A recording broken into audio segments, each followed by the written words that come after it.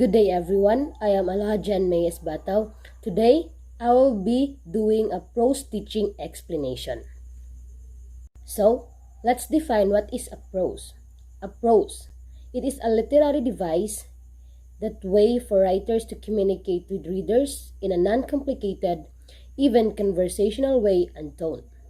This creates a familiarity that allows the reader to connect with the author's expressions, stories, and other characters.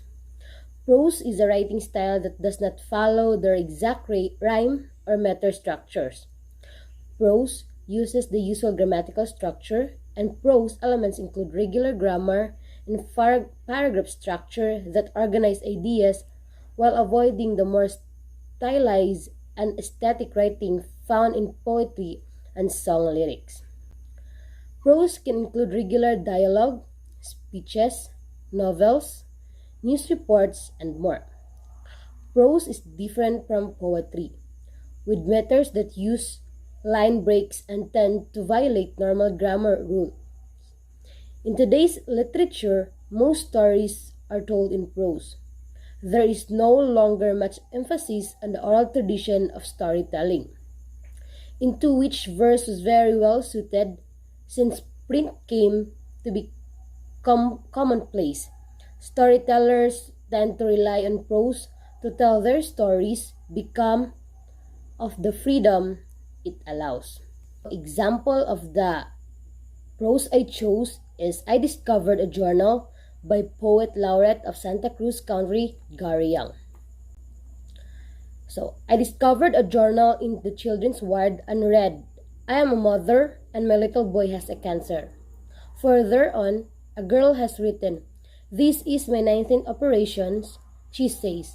Sometimes it is easier to write than to talk. And I'm so afraid. She offered me a page in the book. My son is sleeping in the next door this afternoon. I held my whole weight to his body while a doctor drove needles deep into his leg. My son screamed, Daddy, they're hurting me. Don't let them hurt me. Make them stop. I want to write. How brave you are, but I need a little courage of my own. So I write, forgive me. I know I let them hurt you. Please don't worry. If I have to, I can do it again. So, as you can see, the prose poem looks at first glance like a prose, but unlike prose, it resists conventional narrative or character. The voice of the speaker is never elaborated on except that he is a father. The poem defies easy interpretation due to multiple pronouns that are not clarified. In addition to raising the question of whose journal it is, if you read the prose poem out loud, you can hear the rhythm that the prose poem contains. It is not as clear-cut as traditional poem since it is a prose poem, but there is clearly a consideration to each word sentence the writer choose. So, how would I teach a poem in my class? First, the teacher should use the various materials aids so that he can make the lesson interesting and enable students to understand the lesson with ease and enjoyment. But as a teacher, I should be cautious of the fact that necessary and superfluous materials are neither desirable nor effective. Also, the teacher should know how much knowledge students already possess reading the lesson so that the teacher can give new knowledge by linking it to their past knowledge. In this way, I can get pupils connected to the new and the past experience mentally and learn the matter. So, I have here 6 techniques in assessing or teaching prose in classroom. First is the model reading. This model reading should be done by the teacher.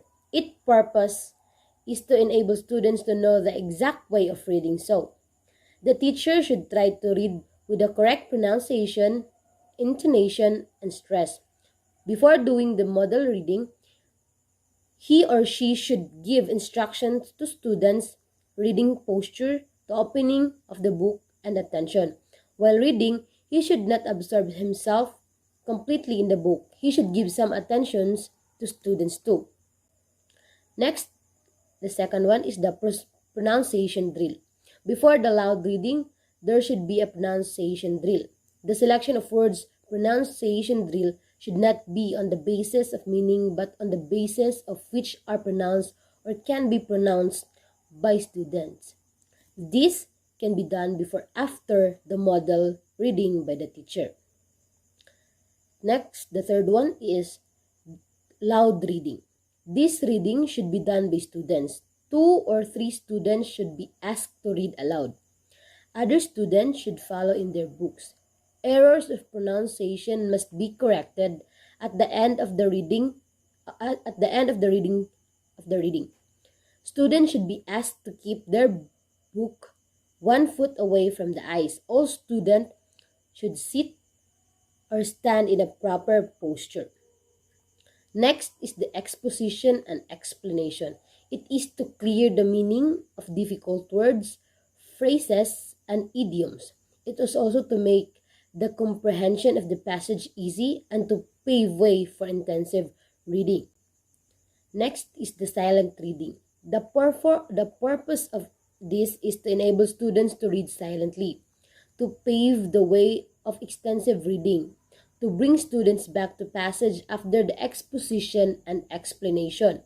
The whole class should be quiet. The posture of the student should be appropriate. And next is the comprehension question, and that would be the last.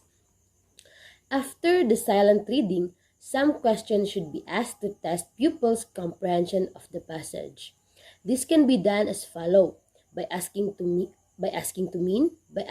question on main portions of the passage, also by asking figures of speech, phrases, idioms of the passage, and also to test if the students have understood the passage, and to draw their attention to the main reference, and thus to make theme contrast ideas.